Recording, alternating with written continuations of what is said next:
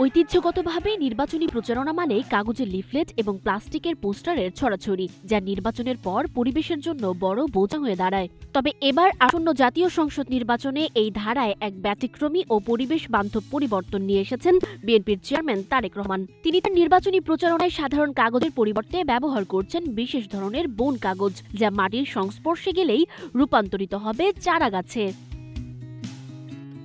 এই বিশেষ কাগজটি মূলত প্ল্যান্টেবল পেপার, যা সাধারণ বর্জ্য কাগজ থেকে তৈরি করা হয়। ফেলে দেয়া পুরনো কাগজ পানিতে ভিজিয়ে প্রথমে তরল মণ্ডে পরিণত করা হয়। এরপর সম্পূর্ণ হাতে তৈরি পদ্ধতিতে এই মণ্ড থেকে কাগজ প্রস্তুত করা হয়। এই প্রক্রিয়ায় কাগজের ভেতরে বিভিন্ন সবজির বীজ সুকৌশলে মিশিয়ে দেওয়া হয়। মেশিনের বদলে হাতে তৈরি করার প্রধান কারণ হলো মেশিনের উত্তাপে বীজের অঙ্কুরোদ্গম ক্ষমতা যেন নষ্ট না হয়।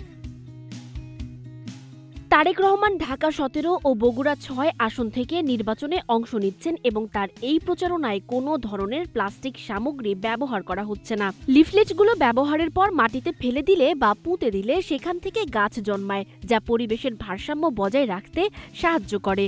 এই উদ্যোগের মাধ্যমে বর্জ্য থেকে সম্পদ তৈরির ধারণা ও টেকসই উন্নয়নের গুরুত্ব সাধারণ মানুষের কাছে পৌঁছে দেওয়া হচ্ছে। সংশ্লিষ্টদের মতে এই উদ্যোগ জনগণকে পরিবেশ নিয়ে নতুন করে ভাবতে উৎসাহিত করবে। দেশের রাজনৈতিক ইতিহাসে পরিবেশ সুরক্ষাকে কেন্দ্র করে এমন প্রচার কৌশল বিরল। রাজনৈতিক বার্তা প্রচারের পাশাপাশি সবুজায়নে ভূমিকা রাখায় এটি একটি ইতিবাচক বার্তা হিসেবে দেখা হচ্ছে। এই উদ্যোগ প্রমাণ করে রাজনৈতিক প্রতিযোগিতার মাঝেও প্রকৃতির প্রতি দায়িত্বশীল হওয়া সম্ভব।